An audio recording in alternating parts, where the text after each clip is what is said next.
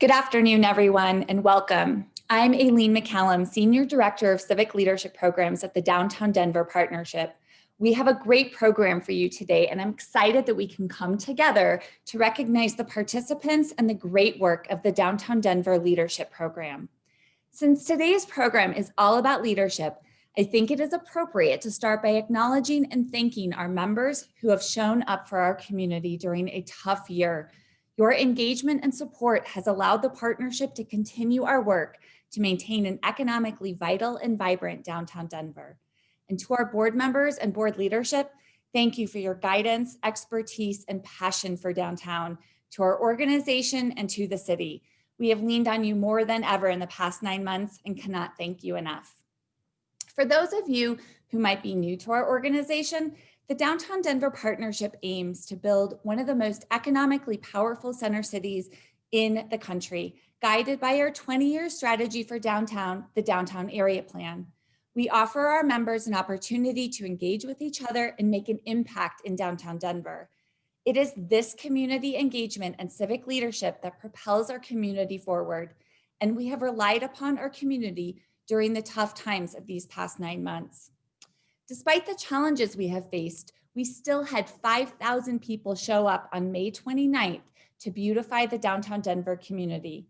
And although we haven't been able to meet together in person, over 800 individuals and over half of our members still opted to engage in our community by registering to attend our annual meeting in July.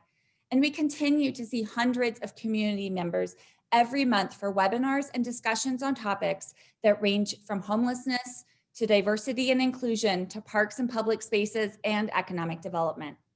This engagement is especially meaningful in these times when we can't physically be together, and is a testament to the strength and resilience of our community.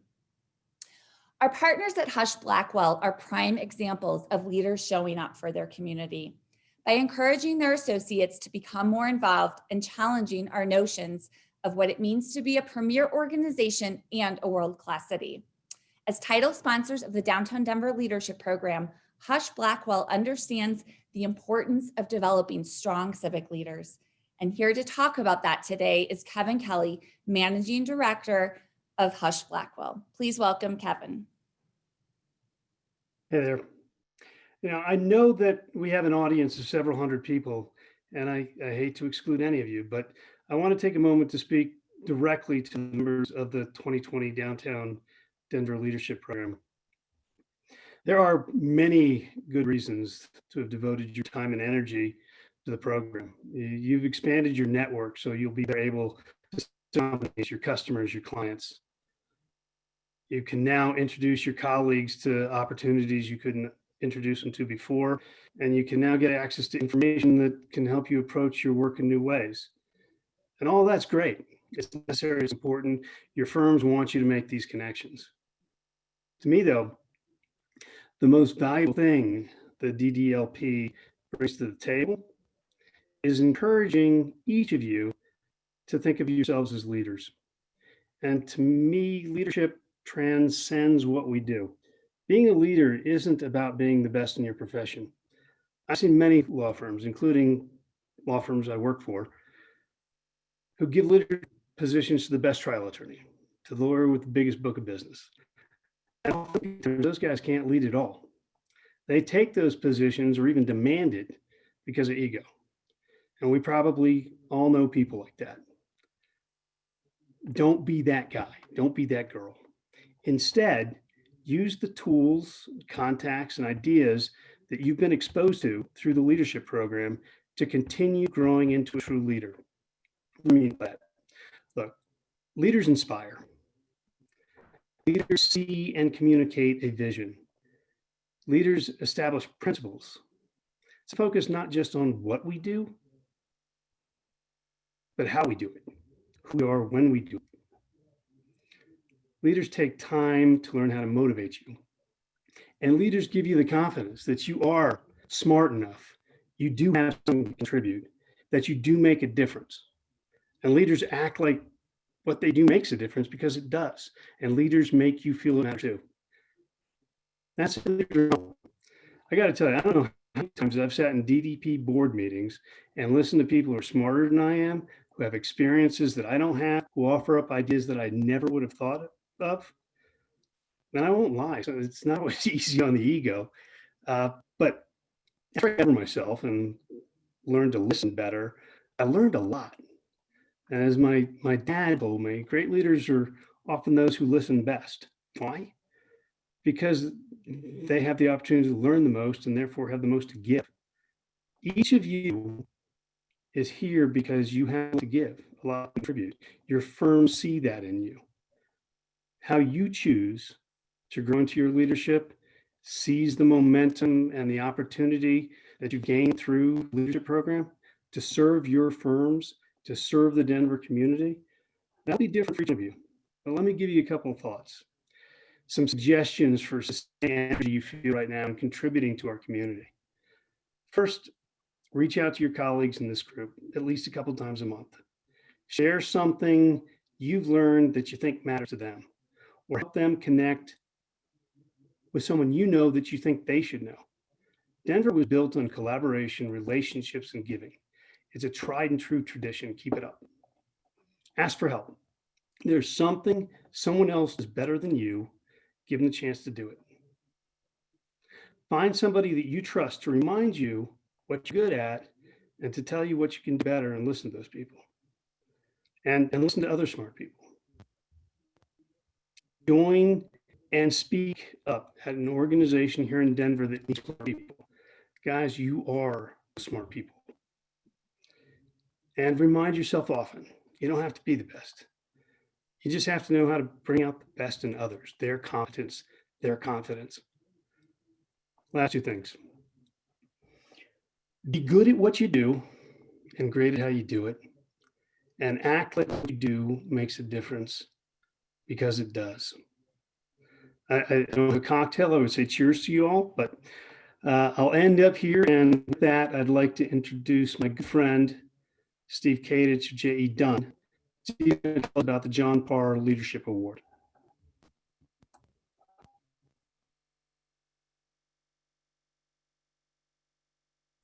Thanks so much, Kevin. I really appreciate the introduction. And thank you, Aileen, for your leadership during probably the craziest year this program has ever had, and also to Tammy and the whole staff of the DDP. And I just have to do a quick shout out to Ryan Dorsey and the other people from J. Dunn Construction that have gone through this program over the year. Thanks for doing that. And most importantly, for everybody that's in the program this year, I've always felt that this program, I helped found it a little more than a dozen years ago, I think. Your role in leading our community forward is really important, and you join a group of now, any number of hundreds of people that have gone through the program. So thank you so much for what you're doing. So I was all ready to speak in a certain way about this morning with John Parr, a good close friend of mine who tragically died a dozen years ago, 13 maybe. And I was talking to my daughter, who is friends with one of his daughters, and I was telling her I was going to be doing this, and we had very different ways in which we were going to present John. So you are going to get both. And the first thing that I would say is, Aileen had asked me, what would John be doing at this point in time if he were still alive living in Colorado during this pandemic era? And I would say this, I am 100% positive that John would be sitting next to Jared Polis. John would be sitting next to Michael Hancock. John would be working with Denver Regional Council of Governments, and John would be working with the Metro Mayor's Caucus, and he would be listening.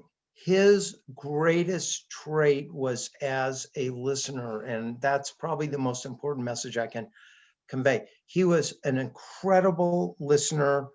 He would take things in.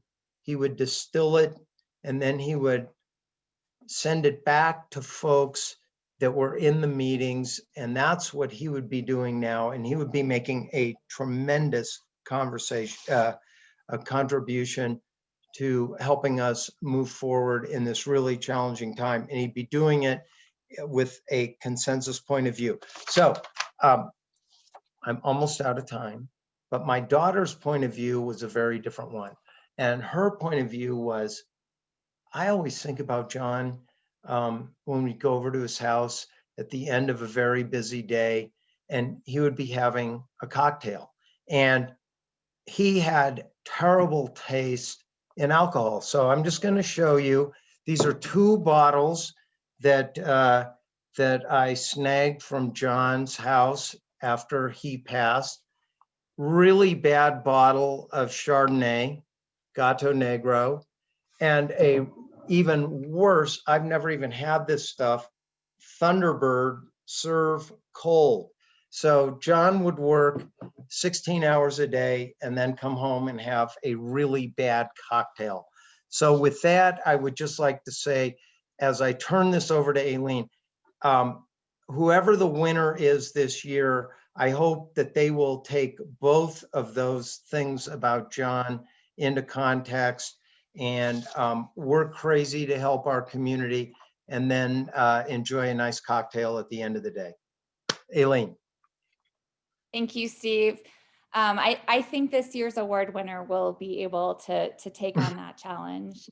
I am honored to be able to present the John Parr Leadership Award. As Steve mentioned, 13 years ago, John was tragically killed in a car crash with his wife and one of his daughters. He was a valued member of our community. He served on the Downtown Denver Partnership Board and was president of the National Civic League for 10 years from 1985 to 1995. John recognized the importance of civic leadership, writing in 1993, "A community must have strong leaders from all sectors who are able to work together with informed, involved citizens to reach consensus on those strategic issues that face the community and the region around it." John recognized that for our region to succeed, it was critical that informed stakeholders engage in the process of city building. The Downtown Denver Leadership Program gives emerging leaders an opportunity to learn about how cities are built and gives them a platform for showing up to improve their own city. And the John Parr Leadership Award is about honoring those who rise above the rest. This year's award winner showed up for his community. Through all the adversity of COVID, this individual showed up. From our first session in person to our in-person retreat, the last time we were together, to all of our virtual sessions and our many leadership lunches, and even to the happy hours that we tried to plan. Before I announce who this year's award goes to, I want to remind us all to show up. The world needs you right now. And don't show up for you, show up for each other. In fact, as our awardee puts it from their personal statement, the people and the leaders of this city are what make it special. They are intentional about improving the community for all of its inhabitants and willing to bring new people into the fold to help in that effort. Be one of those people.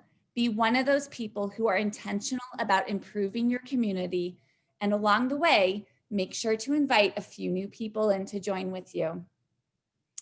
And if he hasn't figured it out by this point, I am now more than pleased to recognize the 2020 John Parr Leadership Award recipient, Rob Anderson. Okay, you're on. All right. Am I live? What? Damn. Oh. Accept the award. Oh, thanks. Hey, thanks, Aileen. That's nice. I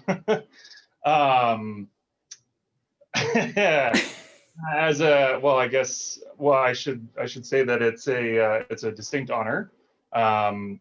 This year has been really interesting. This group is just unbelievable. I cannot be more grateful for the group that y'all put together here. I've met some incredible friends, and I just couldn't be more thankful. I guess for the sake of this project, I also really have to. You guys are going to learn more about the fact that we worked a lot in 5 points this year for this project, and having the opportunity to work with the leaders of 5 Points and the community, organizers, leaders, has been just an unbelievable experience. And so I really have to thank, you'll hear from some of them in a video later, but they're just incredible people who are so driven by community. So being able to learn from them has been awesome. And then to John Hughes, Evan Henkel, who helped put a video together for us on a very short notice. And then I guess especially, my company, to Cressa, who put up with me doing a lot of time on this. I've never met a group of people that are so committed to the community and who, when I started working on this, were so automatic in approving everything I did. So thank you to Cressa and all you guys for being such incredible mentors and leaders and so helpful and supportive in this process. So thank you. So fun. Congratulations, Rob. And I just wanted to make sure you knew, if you aren't able to see it yourself, and to reiterate to everyone watching today that you're getting lots of congratulations from all of your classmates and members of the community in the feed of this presentation. So I wish we could celebrate Rob, but we'll see him a little bit later. And I need to make a few more housekeeping remarks before we get on to the class presentation. Let's recognize the organizations who supported this year's program. We want to thank again our leadership sponsor, Hush Blackwell, who underwrote the entire program, supporting 90 emerging leaders through their journey as they learn not only how our city works, but how they consider their own role in moving our city forward. And to our connection sponsor, Capital One Cafe, who attempted to host our weekly coffee meetups, we appreciate your dedication to this program and cannot wait to get back into your amazing space at 16th and Wowata. And to our supporting and session sponsors who invest in these leaders of tomorrow, thank you so much to Design Workshop, Gates Corporation, J.E. Dunn, Kiewit Construction, and Louis Rocco Rothgerber Christie. Finally, before we go any further, I want to recognize this year's class for their resilience, perseverance, and acceptance as they dealt with an experience that hopefully no other Downtown Denver Leadership Program class will get to have again. Today, you'll see just a handful of this year's class presenting, but I want you to know that the entire group played a role in the experience they built for themselves and the presentation you are about to see. It has been an honor to work with this year's class. I want to thank them for their patience and willingness to accept our mutual experience step by step, often not knowing what would lay ahead. So now let's get started. To kick off the presentation, we will start with a word from our mayor, Michael B. Hancock.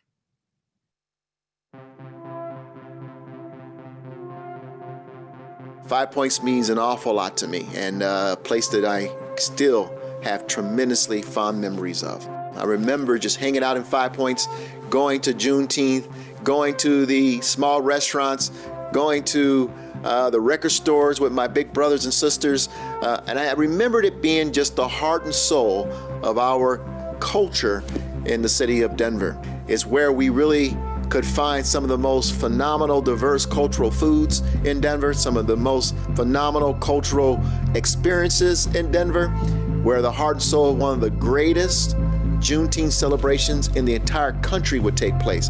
5 Points is where really the birthplace and the cultural hub of the African American community existed for so many decades until recently, is where that occurred. And I'm so excited that so many folks are working to bring back that sense of cultural feeling and that cultural mecca back to reality.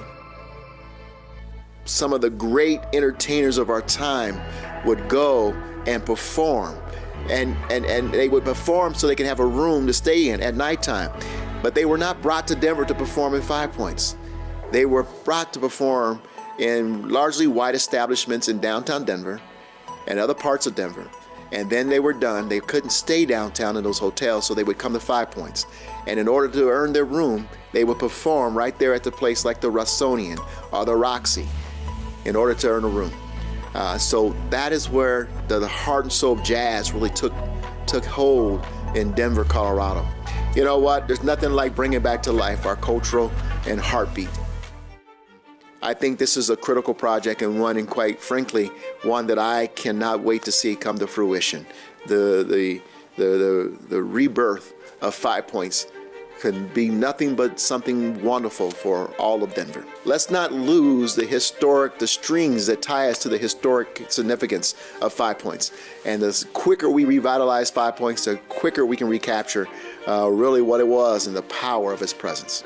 You cannot go wrong in making an investment in 5 Points, because I really believe that as we have pretty much built out downtown, it's going to be those neighborhoods like 5 Points that become the critical tentacles and the heartbeat, the gateway, if you will, to everything cultural, everything commercial, and really everything entertaining in Denver, Colorado. I want to thank everyone joining here today and all those who were involved in putting this project together. I am constantly impressed with the determination of younger generations to bring attention to Denver's rich history, and look forward to the outcome of this kind of grassroots community development. Thank you also to the Downtown Denver Partnership and all those who focused their time and effort on making Denver a better, more inclusive, and more engaging place to live.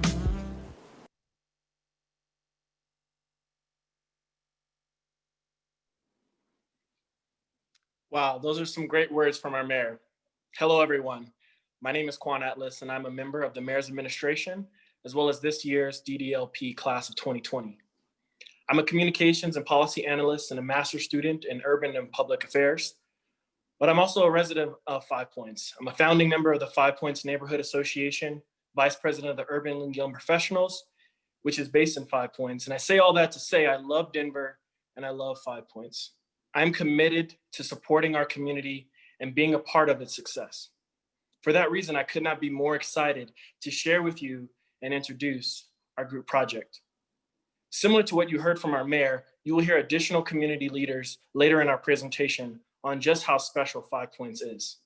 5 Points among the neighborhoods in Denver stands out as an example of our collective rich history. 5 Points is the story of community, family, resilience, growth, and evolution.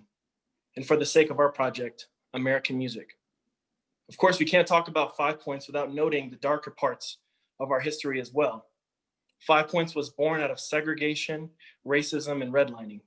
As a redlined area, African Americans were economically forced to build their own community without traditional public and private finance, which was good and bad. On one hand, the development and conditions of the area have lagged behind other parts of the city. On the other hand, during its heyday, a world-renowned cultural hub was created by African-American entrepreneurs. 5 Points was the epicenter of jazz, known as the Harlem of the West, a place where great jazz musicians from the 30s, 40s, and 50s would come from their trip from New York, Chicago, Kansas City, and St. Louis before continuing on the West Coast. Greats like Nat King Cole, Ella Fitzgerald, Billie Holiday, Duke Ellington would do gigs in downtown Denver, but because they weren't allowed to stay in the downtown hotels, they would head to 5 Points. There, they were always welcomed at the Rossonian Hotel, where they consistently performed some of their most memorable late night shows. My great grandmother, who used to live in Park Hill, remarked as I shared with her a little bit about this project. She's like, "Oh, I remember 5 Points. I love 5 Points. I used to go down there and get into some trouble." That experience is still real today. As a member of the community, I know that 5 Points is the heart of Denver, as well as the heart of the Black community in Colorado. As a single father, I have the privilege of socializing my son with people from all different walks of life. It's this history and this aspect of downtown Denver that we want to honor with our project. And with that, I'd like to hand it over to a member of our team, Sarah, to dive a little bit more into our project. Hey, thanks, Quan. Hi, everyone. My name is Sarah Buscarello. And as Quan said, I'm going to take a moment and step back to look at how our project really began. Every year, the Downtown Denver Partnership gathers together 90 people for this leadership program. And we gather for about a year to network together, learn together, and in the end, work on a project together. And the Downtown Denver Partnership every year sets a task for what that project should be about. And this year, our project was to create play within an urban environment. That was inspired by one of their trips that they took to Copenhagen, where they saw how city infrastructure, when you add play to it, can really bring people to the city center and build community. So We got really excited. We were doing a lot of research, and we're also able to hear from many industry experts, one of them being Laurel Rains from Dig Studio. And she taught us that play is more than we would originally think. I don't know about you, but when I think of play, I imagine playground with slides, monkey bars, and kids playing on it. But not only is play for children, it's for adults. It needs to be for more than just what we would originally think play for. There are so many benefits of play. There is the imaginative side. There's the physical sense that you would probably think of the most. But as you're creating different elements in play, where you're using your mind and you're using your cognitive ability, we need to get that to everyone more than just children. One other big aspect of play that we maybe didn't think of is that play doesn't necessarily have to be so prescriptive. I know that when we think of play, you could think board game, where you're set exactly the rules, but it doesn't have to be so set in stone. Imagine if you laid out lines on the ground and introduced people to them. You can only think of what people would use their brain power on, all the different worlds they'd create, the goals they would create, the fun they'd create. And that's exactly what play is learning and discovery, and all disguised as fun. So we were also able to, in addition to this, look into what different cities around the nation and even internationally, what they've done to bring play to a city center. I'll talk about a couple of them. The Dairy Block is probably the one that you're most familiar with because it's right here in downtown Denver. And it's a retail and dining center that around every corner you notice a unique moment. And it's a really special place to gather in groups small and large because there's so many different areas to see.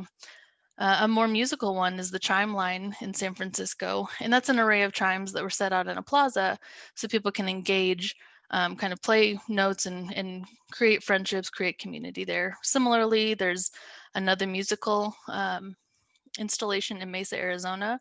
However, this one's a little less interactive on purpose. This is when you're walking by, there are sensors in the ground that trigger noises to play. And so not only does this bring people from outside the city center, but it actually helps you, and break up the rhythms of day to day. If you're walking from one meeting to another, it's an unexpected element of play to add to your day.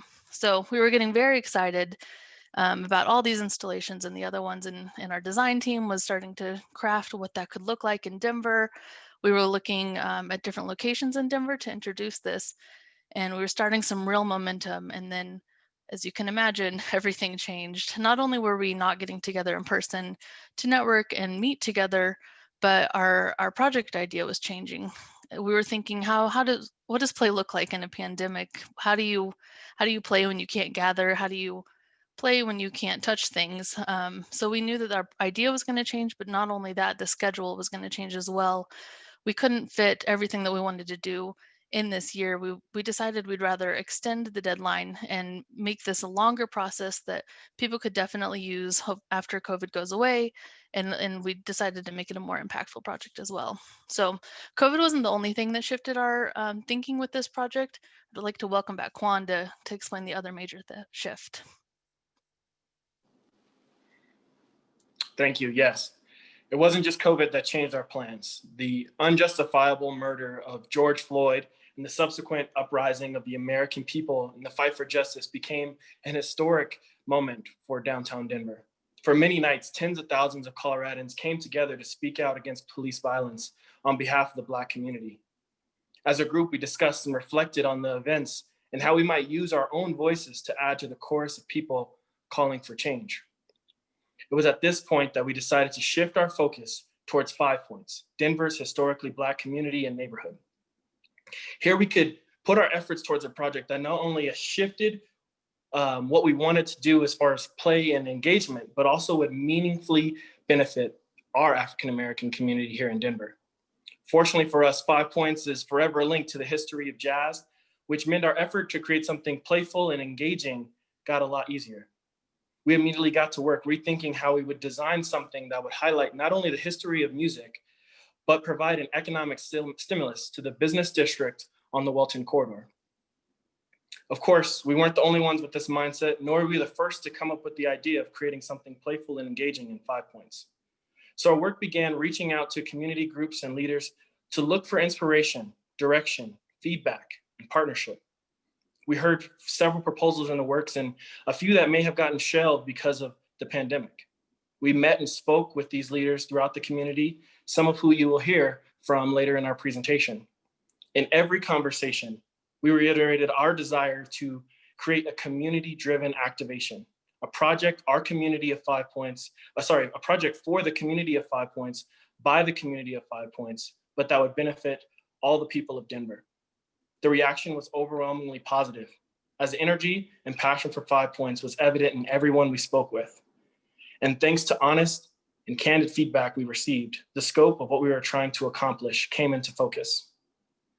So now, without further ado, we're going to hear the details of our project from our class leader, if you will, Rob Anderson. But before I turn it over, I want to say to you, Rob, I really appreciate the kind of man you are and the person that you are, and you are well deserving of the award.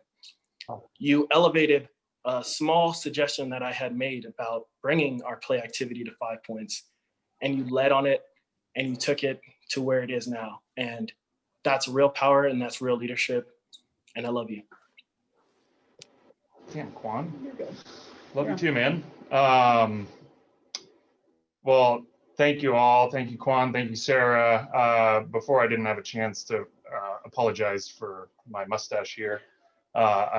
Each November I grow a mustache for Men's Mental Health. So without further ado, I am very excited to present the kind of scope of the project that we're working on here in 5 Points. In fact, not only will I be talking about the scope and what we actually have planned, I'll also be talking a little bit about an estimated budget for what that will take in terms of investment. And then I will be talking about everyone's favorite topic and why you're here today, sponsorship opportunities for this program. So as we talk about activating 5 Points, we're really talking about a kind of a specific area, the Welton Street corridor. So Welton Street, as you heard from the mayor, and a couple others, Welton Street is really the thoroughfare through 5 Points, where you had a lot of those old music venues.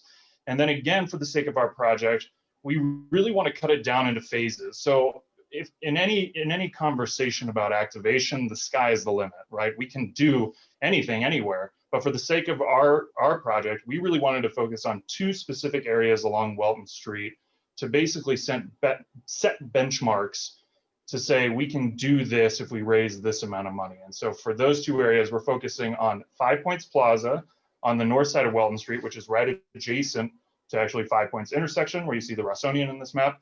And then on the southern side of Welton Street along Park Avenue, you have Sonny Lawson Park, which is right adjacent to Blair Caldwell Library. So for the sake of our phase 1 of this project, we're going to focus on those 2 areas. Here you see it again, kind of in real time. What do I mean by phase 1? So for phase 1, we've decided we are going to focus on an artistic and musical activation of these 2 areas. And when I say artistic and musical, I'm talking about murals. I'm talking about live music. I'm talking about ways to enjoy both of those things. I'm talking about streetscapes, activated storefronts, truly anything that can be incorporated into kind of a more temporary, but still, longer term activation. So here we look at 5 Points Plaza, which is one of the 2 areas, and we kind of see an aerial of it. As we kind of got into the planning of this project, we started to pinpoint ideas and places where we could activate certain things in certain ways. Here you can kind of see where we're thinking about putting in a stage in 5 Points Plaza. 5 Points Plaza, for those of you who don't know, has this great natural courtyard that is just totally tuned up for activation. So we're just going to basically get it going. Here's a shot from the ground level, and you can see what we're talking about in terms of the stage. You've got multiple mural opportunities for new art, for art that highlights that history of jazz, highlights the African-American experience in Denver. You've got areas for play. And then this, of course, these are my favorite slides to kind of show what it look like. Is that design is not going to come from our group. Design is in fact going to come from the community. So take all of these renderings with a little bit of a grain of salt, and just know that when we actually get to the planning phase of this project, we're going to be working with community organizations. We're going to be working with community leaders to figure out exactly how it looks and where it goes. Now, on the backside of the same plaza, we don't want to just keep everything in the courtyard. We have other art opportunities. And what I love about this is that we actually have an existing activation that happened in the last 2 weeks. This is a mural done by Thomas Detour Evans that basically hits the nail on the head for exactly what we're talking about doing in this area. He's done this incredibly beautiful mural highlighting 4 historic figures from 5 Points. On the left, you see Charlie Burrell, who is arguably one of the best stand-up bassists in American history. He turned 100 years old 2 months ago, and he grew up in 5 Points, Denver. So this is the kind of thing where you're activating, you're educating, you're creating something that's interactive and fun for the community. This is exactly what we're talking about in the place we're talking about. So then we shift focus and we go down the street a little bit. We look towards Sonny Lawson Park, and we look at, essentially Cousins Plaza right next to Blair Caldwell Library. And we do the same kind of exercise. Here you kind of see how the folks in our group were able to sort of lay out what we're thinking in this area. How do you activate this area to draw people in, to again, educate, activate, make it interactive? And you see areas for food trucks. You see kind of a stage that we're throwing the idea around of seating areas, play areas. If we look at it from the street level, you can see it kind of all right there. You've also got this great mural opportunity on the side of Blair Caldwell. And then of course, what it could look like. Obviously, again, the caveat, we're always going to be working with the community on this project. And then we look at it from a different angle. Here we're looking south along the ballpark back towards downtown. You see all these opportunities for activation, and you see what it could look like long term. So those are really exciting ideas. These are, again, our phase 1 ideas, musical, artistic activations on a shorter term. As we look to the longer term, as we look to a phase 2, we start to talk about more permanent infrastructure investments into 5 Points. And we talk about things that are likely going to require more investment from our supporters and also a longer lead time, and it's going to be a little bit of a bigger project, but these are the things we're most excited about. So in this rendering, you've got a shot down Welton Street on one side of the picture, on the left side, and on the right side, you kind of see what we're thinking here. And the details might not be easy to sort of pinpoint, but imagine this. Walk with me down Welton Street. You're walking down Welton, you have speakers installed along Welton Street, so that as you're walking down, you're hearing live jazz music being played, whether it's jazz from the 30s, 40s, and 50s from people who are playing in Denver at that time, or whether it's from jazz coming from the new jazz club at the Rossonian that's going to be, up and running in due time. Imagine lights, imagine a streetscape along the Welton Street corridor, along that light rail, inviting 10, 20 artists to section it off and do art along the street that brings color and brings, these incredible ideas to that area. So this is kind of what we're talking about from a longer term perspective. And of course, the things that we talked about the most in our class were things like an amphitheater or stage. If we were going to put a more permanent stage somewhere in Welton Street, where would that go? Obviously first, we're talking to the community about it. We need to make it happen. That's something we're really excited about. And then finally, as you heard from Sarah, these interactive artistic installations. So, again, these really run the gamut in terms of size, budget, all of these things. But what we'd love to do is identify a spot along Welton Street to put in one of these interactive artistic installations, an Instagrammable moment, as we've heard from some of the community leaders, that draw people to that area, have them interact with the area, have them learn about the history, maybe spend some money at the legacy business owners, shops, that sort of thing. So that kind of gives you a sense. As we move to schedule, this is pretty arbitrary as of now, but I'll say this. We want to have something to show for our efforts come Juneteenth of 2021. So call it midway through June. The Juneteenth Festival in 5 Points, as you heard from the mayor, is a big one. We want to have something to show for our efforts at that point. If we're going to do that, then we need help. We need community help. We need city help. We need corporate help, and we need individual help. And that comes in the form of fundraising. And here you kind of give a sense again of some estimates about budget. And this is what we're looking for. Again, 10 to 15,000 per public art installation. 30 to 50 in a temporary stage and AV setup, 30 to 50 establishing a fund to create public events. But then again, as we get into phase two, what can we make happen in 5 points? We're going to work with local artists. We're going to work with the community. We're going to figure it out. Which leads me to my favorite slot, sponsorship. Over some of these things as well. As you read through this, obviously we're talking about some big ticket items here, but I want to make sure everybody knows that yes, you want the best way to do it. Absolutely. If you're the city of Denver and you want to get in on this, by all means, we welcome you. But even if you're an individual and you want to donate to this cause, by all means, our link is now live on our website, as little as you'd like. But if it is one of these sponsorship levels, let us know, because we'll work with you to get what you want. As we say, bronze level, we're talking of getting your logo on everything, getting you in all of our outreach. Big event in 5 points after we've activated it. This is the opportunity to do that. We will work with our marketing people, we'll work with our event organizers, and we'll get you the event that you want to see in 5 points as soon as possible. And then gold level, this is the level I'm so excited about. If you're the kind of company that wants to have your name on a specific installation, a specific artistic interactive installation, then work with us. Let's figure out what that installation looks like, who the artists are. Let's work with the community, figure out a place to put it, and let's get it in there and make sure that you know that you're having this incredible impact on this community in Denver.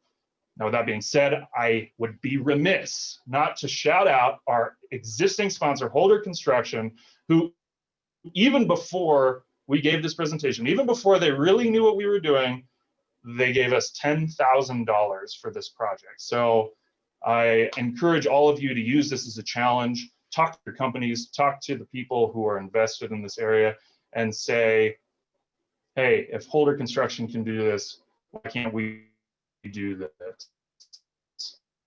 You know, so again, thank you, Holder Construction, unbelievable. We're so excited. Talking a lot about investing in 5 points. It's one thing to hear it from me. We really want to hear it from the community. Unfortunately, we've had such an opportunity to work with the leaders of this community to really hear this message. We put together a little video. Thank you again, and to John and Evan for making this happen. So we'd like to show it to you now.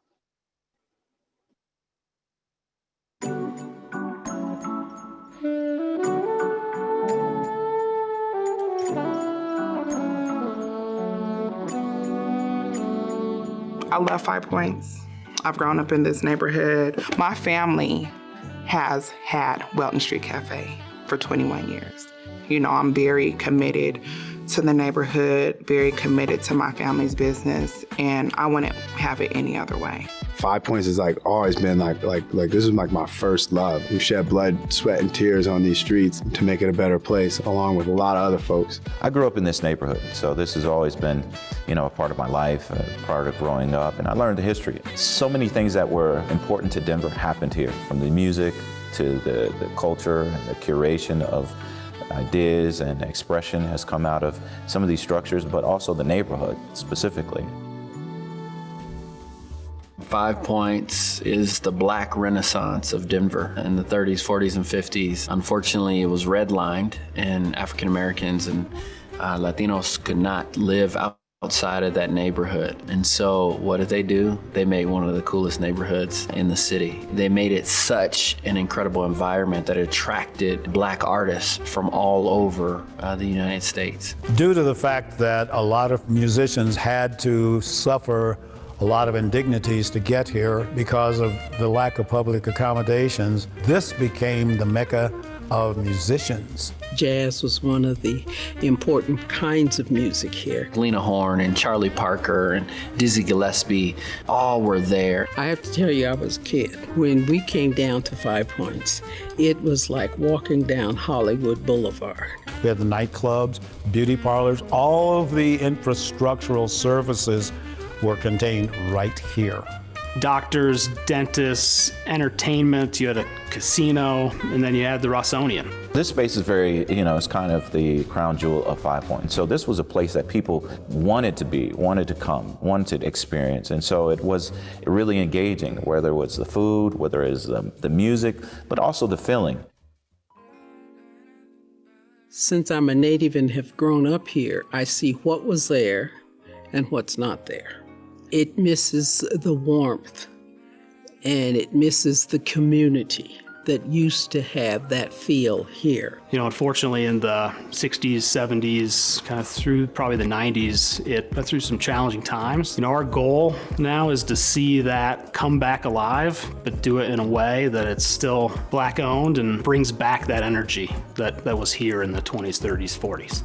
I would like to see in 5 Points for not just Black businesses to survive, I want them to thrive. We need to have resources and services available for us to make sure these businesses sustain. For us, it's really been about listening, every step of the way, from our projects to what we were doing at the 5 Points Business District to now what we're doing at the 5 Points Business Improvement District, is to make sure it's of the community and by the community, and something that, again, brings back the energy to the corridor. For us, is to take that history and bring it into the present, and then also launch it into the future, because we want people to not just talk about the history like a museum, but that we want them to experience that today. I would love to see more visuals, paintings, portraits, statues along the corridor, attached with biographies, so that we can learn about, who's this person? I think about, being in Austin and seeing their music venues,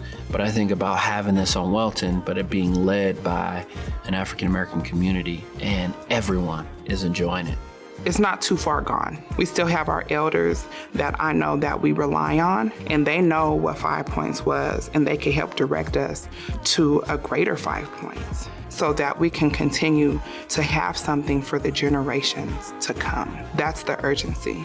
For so many times, for so many years, for so many decades, someone said, don't go to 5 Points because of this. 5 Points is that. That same intentionality, we have to now shift it to say, we have to invest in neighborhoods like this. I do truly think we're on the cusp of being able to fulfill this vision. The collaboration creates a unified voice of, hey, here's a treasure, rather than a place that was in disrepair. I think the big thing is we're doing it right with the right intent. The consideration of investing, you're investing in more than just the story, you're investing in the history, and you're investing in the present, and a future that will have a lasting, resounding effect on the city of Denver and this great community.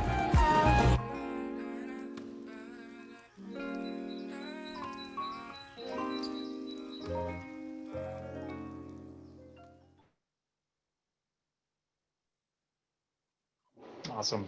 Thank you again to Evan Hankel and John Hughes for putting that video together. It's just unbelievable in such short notice.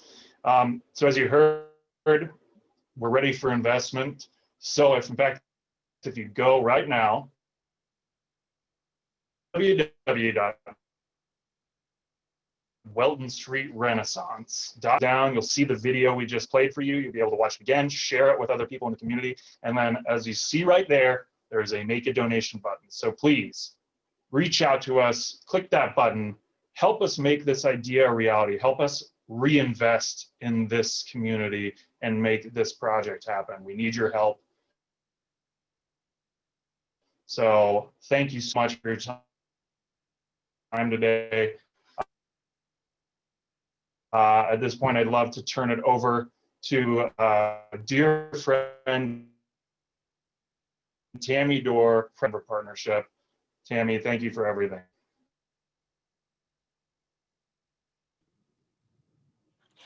Rob, thank you. And thank you so much to this class. I don't know about all of you, but I have to imagine that you are as inspired as I am by what you heard today, and even more committed to the success of our Center City neighborhoods. 5 Points is a heartbeat of our city, and we need to make sure it's strong. Congratulations to the class of 2020. Leadership is truly the invisible thread that holds cities together. And if what you heard from this class today is any indication, our city's next generation of leaders will be visionary, inclusive, innovative, and absolutely creative. And we won't just hold the city together, but we'll take our city to new heights. So let's all give a virtual round of applause to the class of 2020. I'm excited and thankful for all that you guys have done. I'm also excited to announce that the application process for the 2021 Downtown Denver Leadership Program is open. So if you like what you've seen and heard today, we encourage you to spread the word to help others be an important part of the future of our city. We have completely revamped the program to be COVID appropriate with 18 virtual general sessions featuring national speakers and more time to network. Additionally, we have greatly expanded our leadership luncheon series, which will bring small groups of participants together with downtown Denver business leaders and other civic leaders. Next year's project will focus on creating community, restoring our social fabric through the public realm. Public art and our parks and public spaces have the power to make our cities more inclusive, more economically vital, and more engaging. Vibrancy in our public realm is more important than ever, and next year's class project is an incredible opportunity for a new class of leaders to help build new visions for how we use our public spaces in the future. Details about next year's program are available on our website at downtowndenver.com, and take a look at that, be inspired by it, and spread the word. Before we close out, I want to recognize our leadership program sponsors one final time.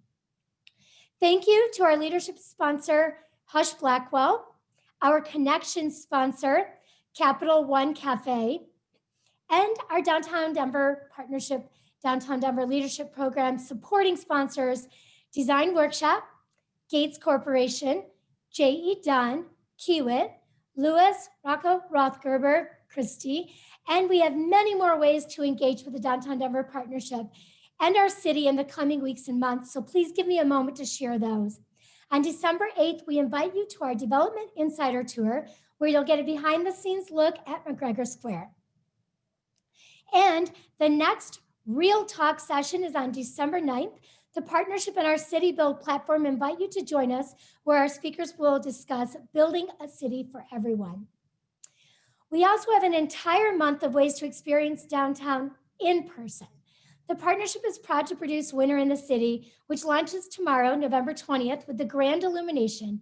Hundreds of lights from Union Station all the way up the mall to the city and county building will light our city and really lead into also the lighting of the Mile High Tree at 18th and Wilton.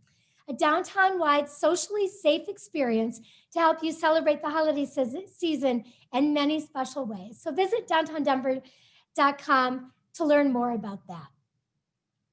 Finally, and after the holiday season, we will be presenting our 2021 economic forecast, January 27th. There, Bank of America will support the event. It is one of our favorite events. So please thank them for their help and support of this event and attend to learn all about what the future holds. I want to send a very special thank you to Aileen McCallum for her leadership on this year's leadership program. As always, she has made it happen, inspired us all, and left a legacy for our city going forward.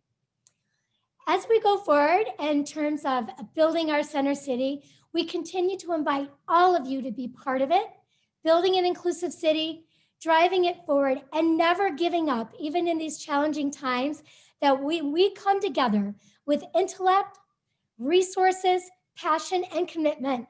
This city can do anything, and you've shown us that today. Thank you.